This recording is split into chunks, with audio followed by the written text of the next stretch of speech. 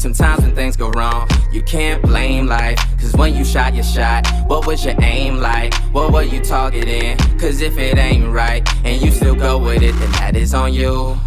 It's on you, it's on you, it's on you. What's going on, you guys? This is Romi and Sam here, and you are listening to the Mindset Rebooted podcast.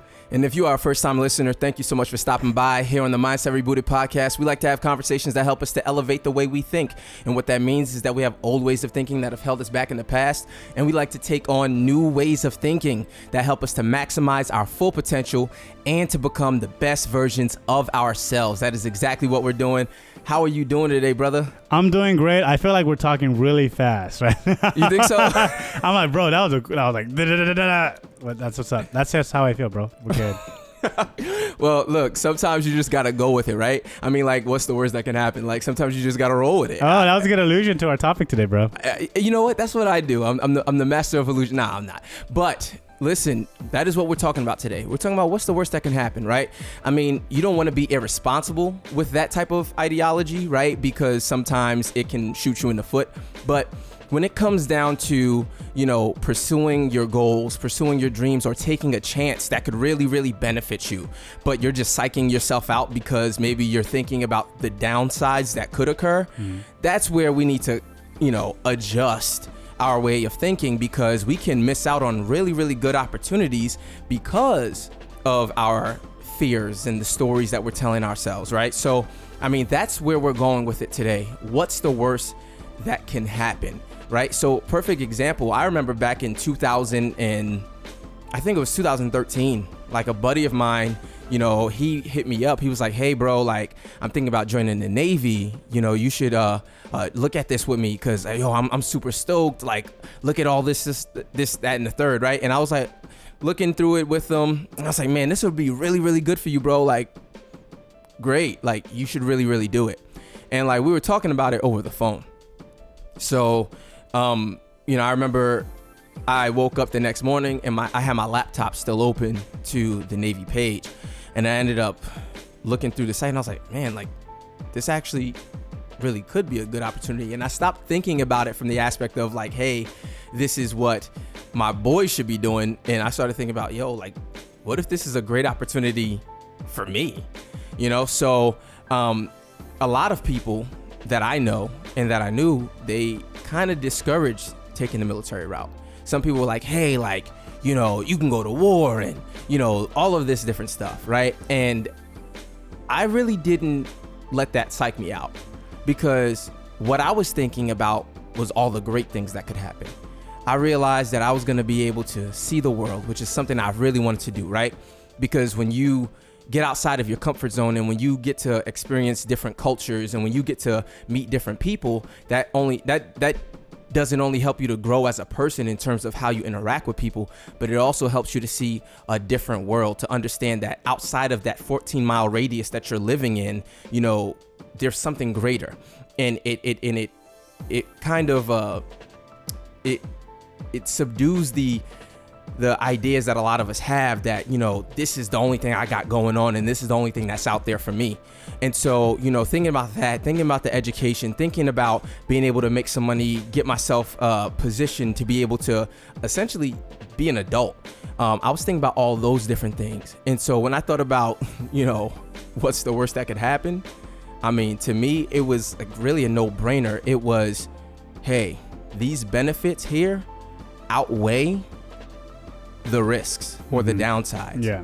And to be honest with you, that also, it depends, you know, on where you're at in life. Like for some people, they're at such a good place, relatively speaking, that for them to make such a move, there's more downside than there is upside.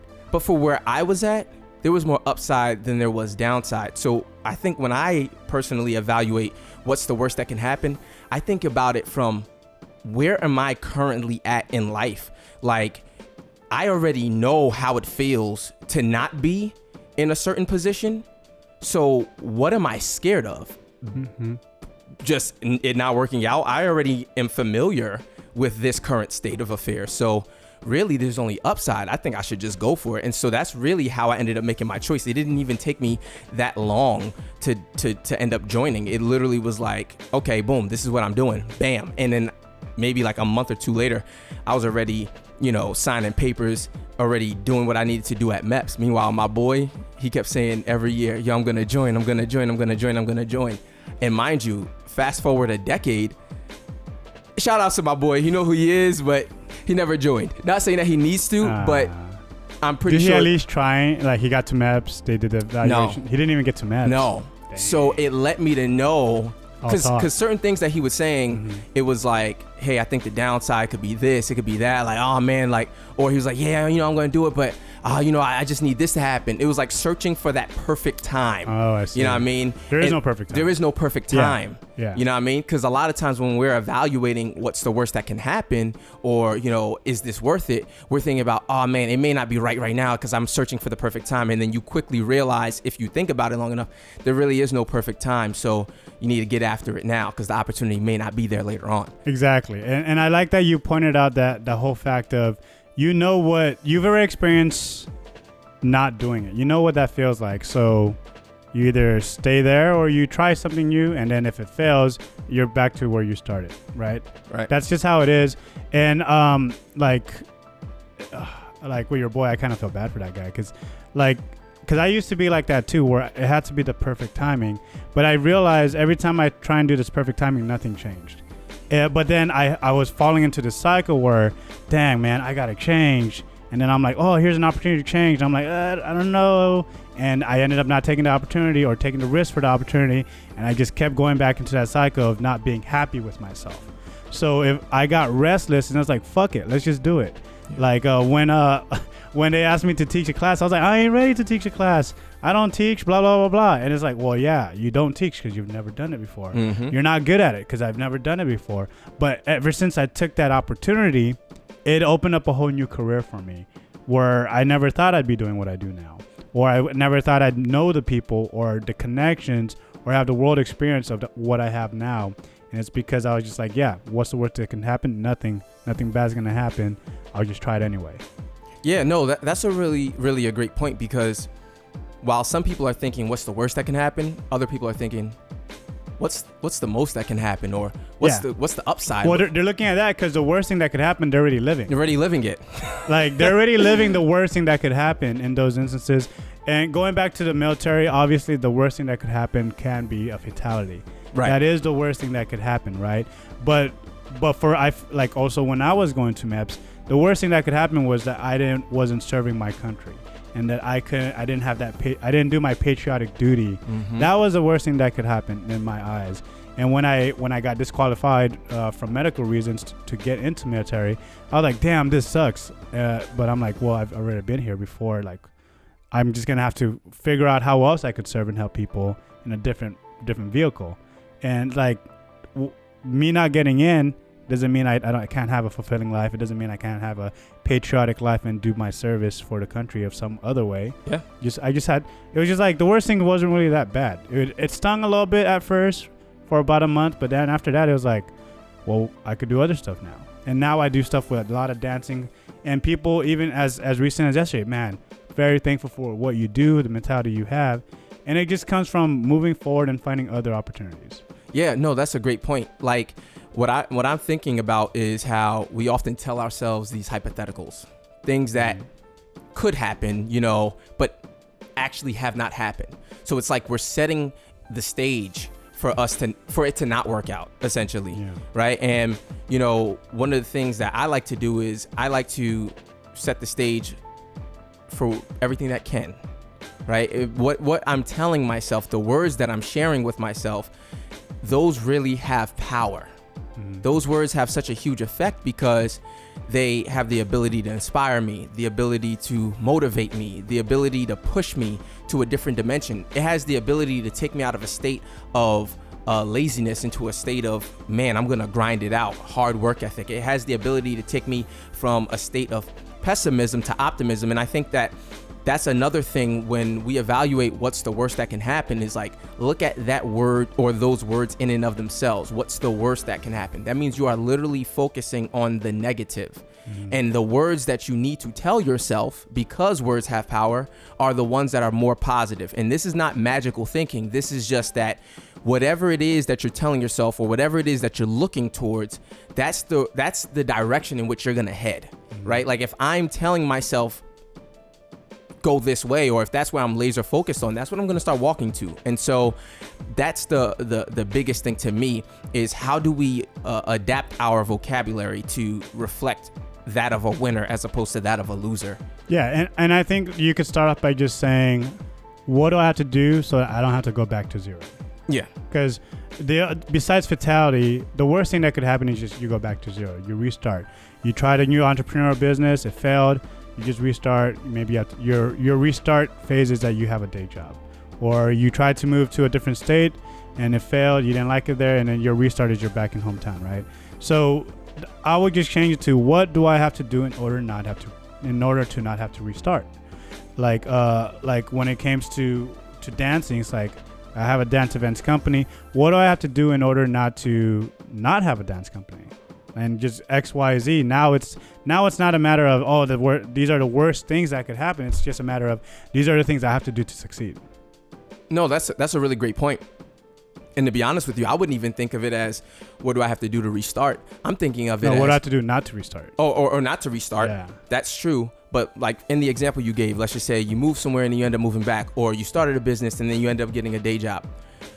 A lot of times people feel like they failed at that moment, right? That's a fallacy. Yeah. It's a fallacy. Yeah. To me, it is more so rather than me looking at it as, oh man, I'm starting over or I'm starting from square one. I'm thinking of, okay, I'm further along on my journey. Because now, even from that seemingly failure of a situation, I just gained experience, right? Which is valuable on my journey moving forward, because that's more than what I had 6 months ago or a year ago. Yeah. So now when I attack it again, I'm doing it smarter, wiser. I'm saving more time. I'm saving more money. I'm cutting expenses. I'm cutting certain people out, or I'm changing up the tactics that I'm using, right? Those are all of the different things that I'm thinking about. So rather than me saying, okay, what's the worst that can happen? Oh man, I'm thinking about, okay, if this doesn't work, I just created a learning experience and a new opportunity to grow. Kind of like our conversation that we had with Annalisa. We said, hey, it's a pivot in the right direction. Yeah. And when we tell ourselves that, now we're not actually as fearful of if things are going to go wrong. Because what we're thinking is, if this works out, great. It happened the way it was supposed to happen. And if it doesn't work out, okay, great. I was able to pivot in the right direction, and I was able to get valuable information from this one experience that is going to take me to the next level if I allow it to. Yeah. And I like that you created that caveat, because I almost want to retract what I just said, that you don't want to restart with the example you just provided. Really, because every time you fail something, first off, failure is not a negative thing. Right? We all kind of just perceive it as a negative thing because we've been conditioned to think, oh, you failed, you're a failure, that's negative. No, it is what it is. It's like, it's almost as, did you buy a burger today? No. Okay, cool. You didn't buy a burger. It's like that. It's right. That simple, right? Did you succeed in your business? No. Okay. It's really that simple. And like the thing is too, if I look at everything through statistics, a majority of businesses fail automatically. We already know that. So if you fail, like, you're normal. That it's almost that if you succeed, you're abnormal. You're irregular, right? So the people who try their own businesses, if you fail, it's okay. It's not even that bad that you failed, because everyone fails. You could restart whenever you want. You could change your career path. You could pivot, like we mentioned. And also, like, that goes to anybody. When you mention it gives us strength to be better, right? A lot of times when we see older, like when I say older, I'm like 25 to 35, 45-year-olds who are going back to secondary school. Is that what grad school is? No, regular school. Oh, graduate school? I don't know academics. Like post-secondary, undergraduate. What's undergraduate? Undergrad. Undergrad? Yeah. Undergrad. Oh, okay, undergrad. Well, okay. All right. So like the people who tend to be a little bit older when they do the undergrad, they tend to get it done easier. And then like because I remember when I was 18, I was taking a class, and then there was this guy who was 25, and he had a full-time job and everything, and I'm like, bro, how you do this? This is so easy, bro. To like just watching him, you're like, man, it's just like a job to me, bro. And it didn't make sense to me. But he has had those experiences where he tried school already before. It didn't work out for him. Now that he's doing full-time work and he has family, going back to school to him has become easy. And so that example, you could find something where you could have an analogy similar to that for yourself. Oh, yeah, I totally agree. And I can relate to that school example, right? Because I'm doing higher learning even now. I mean, when I joined the Navy, that was when I really started to tackle school. And like, I remember before I joined the Navy, like when I graduated high school in 2010, I started my first semester in college. I did one semester and was done. I immediately went to work and I was like, oh, this is not for me. I don't even want to do this. I wasn't even motivated.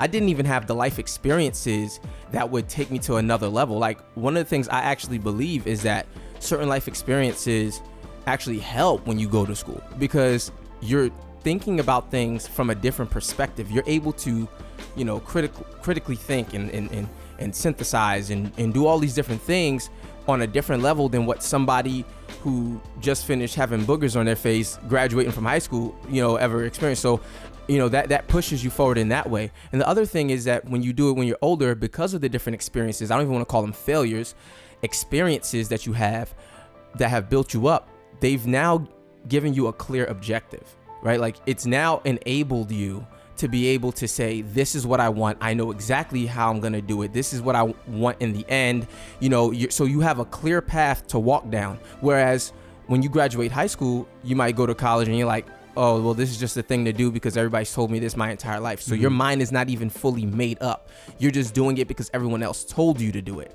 And so one of the things that I've learned from the, you know, the failing forward type of aspects is that it allows you to understand what it is that you want better. Yeah. You know what I mean? It's I think I've used a food analogy before. Like you don't know what you like at the buffet until you tried a couple of the things, right? It's the same thing. When people are trying, I don't know what to do with my life. Well, what the fuck have you done? If you've only done school, you don't know nothing yet, man. Like to be honest, you haven't had real life experiences.